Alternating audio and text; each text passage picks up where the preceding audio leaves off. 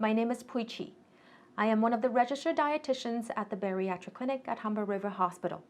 It's my pleasure to guide you through this online information session on bariatric surgery program, Part 2, Learning about Bariatric Surgery. In this module, you will learn about the different types of bariatric surgery performed at Humber River Hospital and their risks and outcomes. If you haven't done so already, please download a copy of the Bariatric resource book and reference it as you go through this video. Bariatric surgery is defined as a gastrointestinal intervention that produces substantial weight loss. There are several different procedures available with varying risk and success rates. The gold standard and most often performed bariatric surgery at Humber River Hospital is the Roux-en-Y gastric bypass, which results in significant weight loss and improvements in obesity-related health conditions. Sleeve gastrectomy and duodenal switch are other available procedures. They are performed as per surgeon's discretion based on patient's comorbidities, BMI, and medical regimen. Lap band is not OHIP covered and not performed here at Humber River Hospital. However, its revisions are covered procedures. More information on this section can be found on pages 7 to 13 of the Bariatric Surgery resource book. Before learning about bariatric surgery, let's understand how the digestive system works. You can review this on page 8 of the resource book. First, when you chew your food, the chemicals in your saliva called enzymes start to break down food. As you swallow the food, it moves down the esophagus. This is a long tube running from your mouth to the stomach. Wave-like muscle movements help move food to the stomach. The breakdown of food begins in the stomach. The average stomach can hold up to 6 cups of food and is about the size of a football. Digested foods continue to move from the stomach through a valve called the pyloric sphincter and enters the small intestine, which is divided into 3 parts.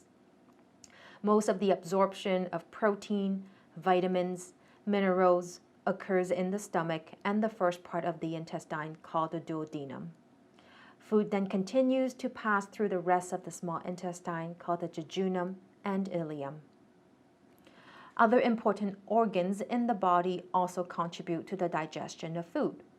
The gallbladder holds bile, which is released to help with the digestion of fat. The pancreas produces hormones like insulin and digestive enzymes. Insulin helps to move sugar from the bloodstream into our cells. Food that is not absorbed moves further into the large intestines where some water and electrolytes are absorbed. And lastly, solid waste is stored in the rectum and it later passes through the anus as a bowel movement.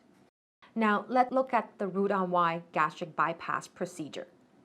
The surgery is performed laparoscopically, meaning that the surgeon makes 5 small incisions around the belly area instead of making a large cut to open the abdomen and exposing the organs. The surgeon cuts and staples the stomach into 2 sections. The small section at the top will be your new stomach pouch, and the larger stomach section stays in place. Staples are used to seal the new pouch. The surgeon also cuts the small intestines where the duodenum and jejunum meets. Then the open jejunum end is moved up to join the smaller stomach pouch through a new opening. This new opening is now the size of a dime. The other end of the jejunum is still attached to the rest of the intestine. Finally, the open duodenum end is reconnected to a new opening made lower down in the small intestine. This allows digestive juice to mix with food here. The other end of the duodenum is still attached to the large stomach section.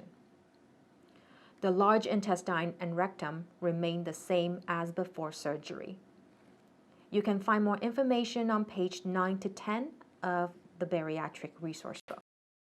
As a result of the procedure, the second section of the small intestine is attached directly to the new smaller stomach pouch. Most of the stomach, the pyloric sphincter, and the first part of the small intestine are bypassed. Digestive juice and enzymes join the food further down the small intestine, and no organs are removed or left disconnected from the procedure. The new stomach pouch will be about the size of an egg, and the opening between the new stomach and the intestine is the size of a dime.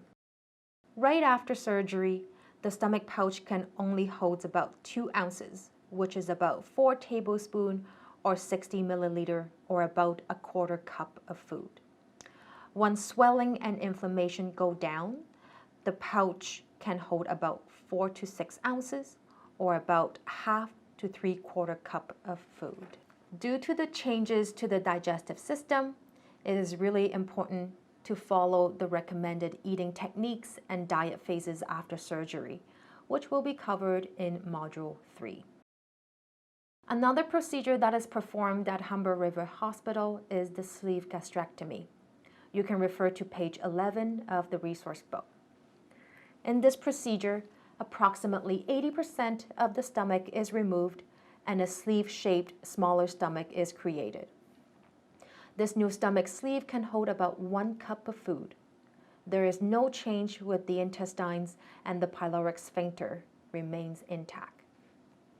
This procedure is sometimes the first step of another procedure called duodenal switch.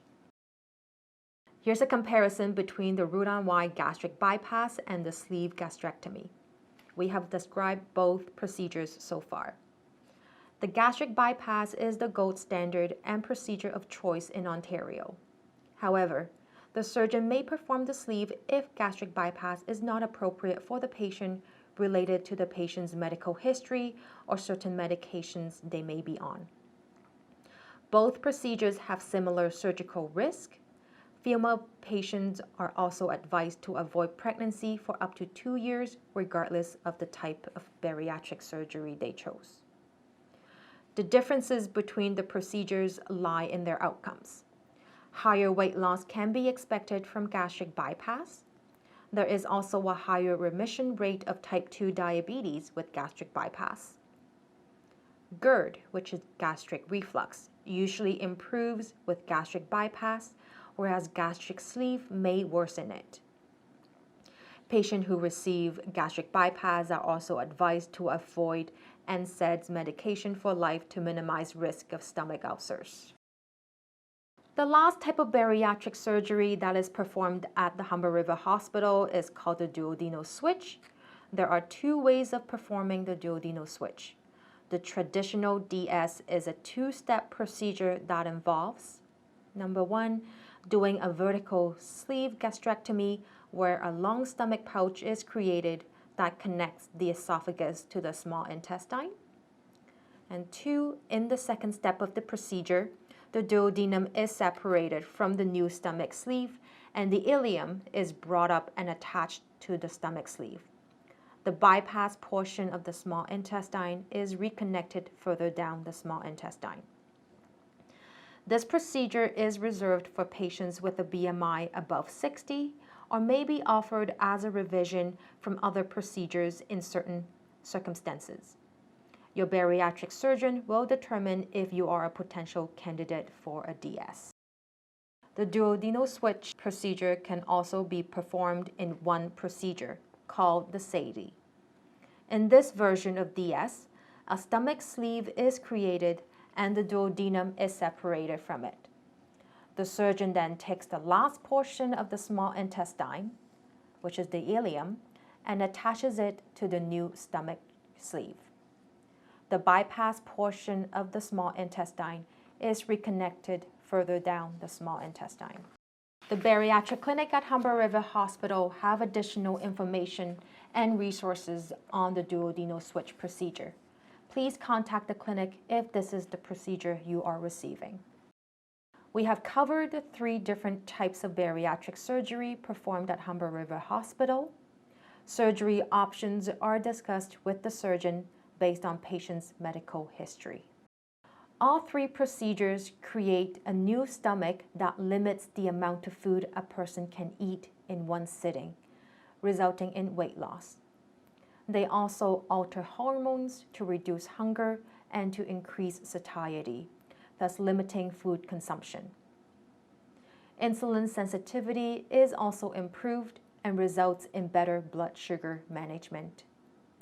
The Roux-en-Y and both DS procedures result in nutrients malabsorption. Although the extent of malabsorption isn't as severe, we still see significant malnutrition in patients with the gastric sleeve. As such, dietary and lifelong vitamin and mineral supplement recommendations must be followed as per post-bariatric protocol to prevent nutrient deficiencies. An average weight loss of 20 to 30% of total body weight or 60 to 70% of excess body weight can be expected within the first year after surgery. This translates to roughly 100 pounds for most patients. You can calculate your expected weight loss using the formulas in page 12 of the resource book or discuss with the dietitian during your initial appointment. Most patients do not reach the conventional normal BMI range, but BMI can potentially drop 14 to 20 points. Weight stabilizes around 12 to 18 months after surgery. Following the bariatric dietary recommendations are important to keep the weight off and prevent any long-term deficiencies. Bariatric surgery is a tool to help you lose weight.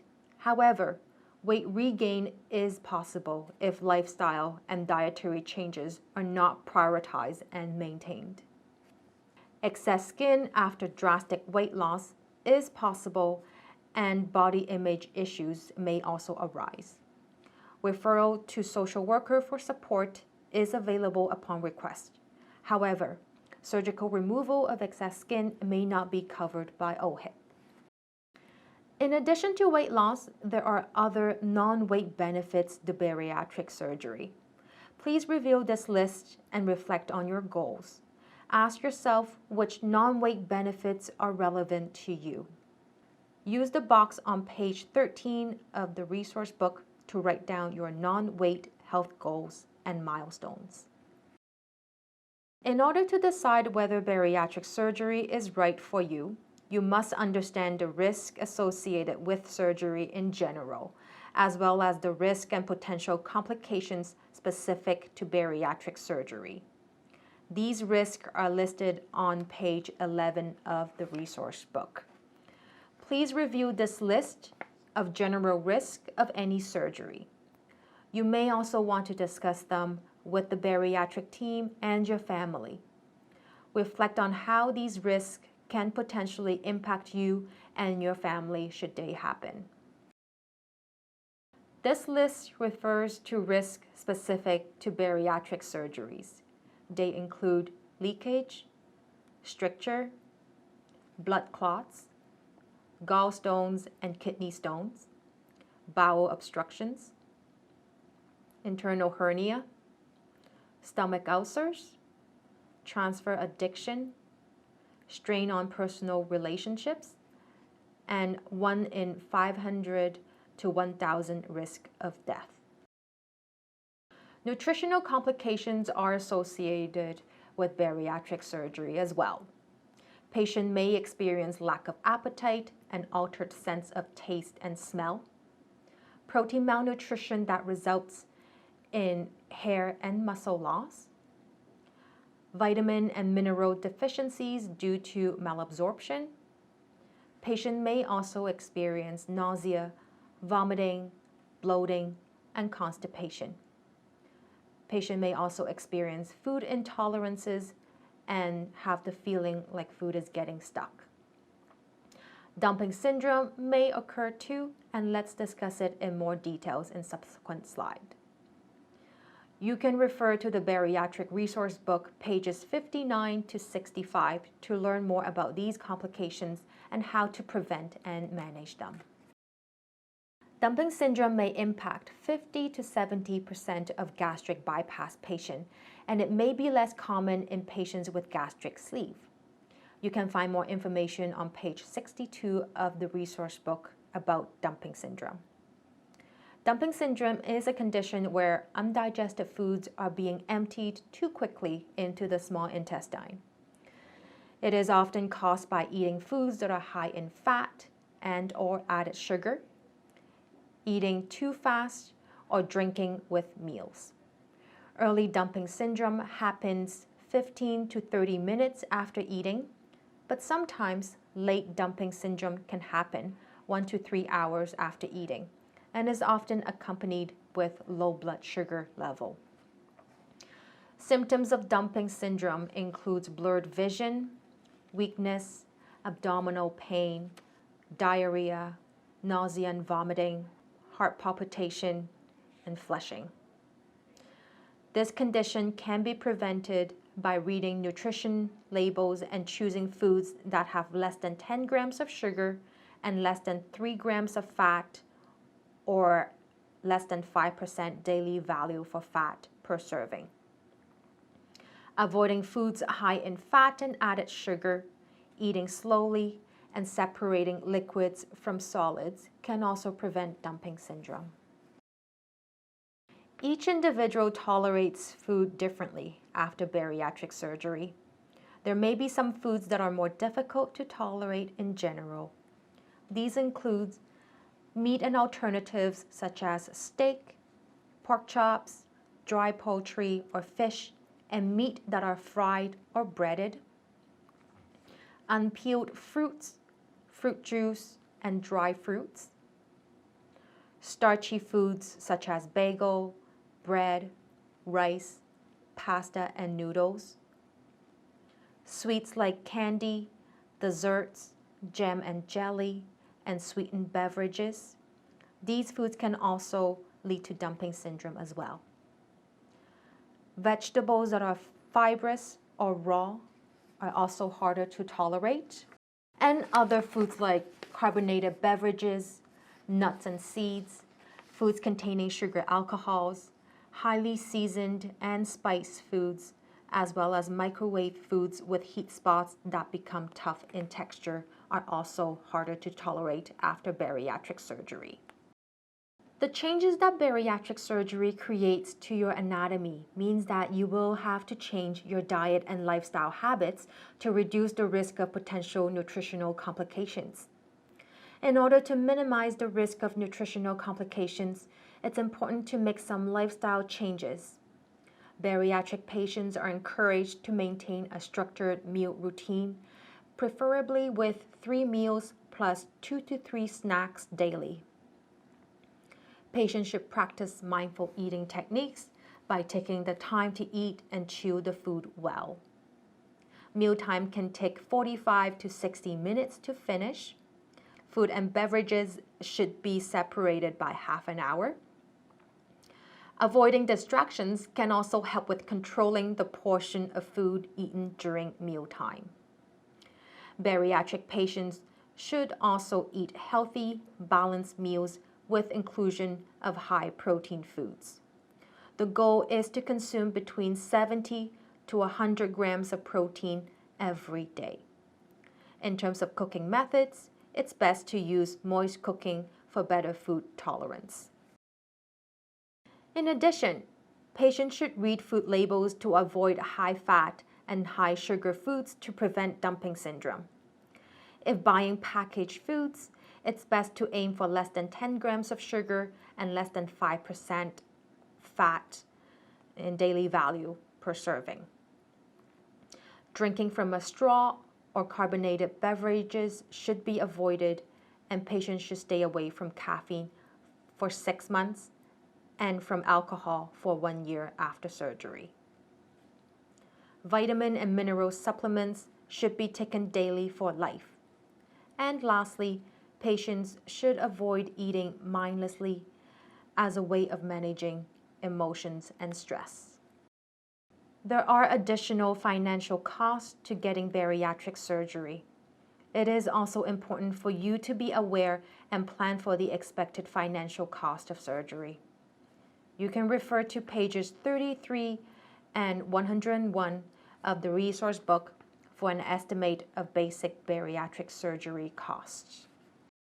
Please review the resource book and make sure that You can explain the gastric bypass, the gastric sleeve, or the DS procedures. Understand the size of the new stomach.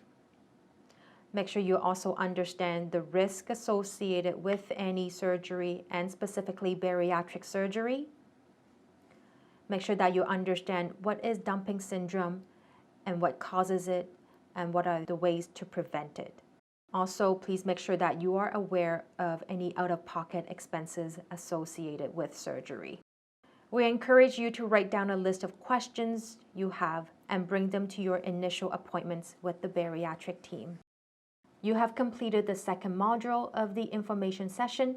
Please proceed to part 3, preparing for bariatric surgery.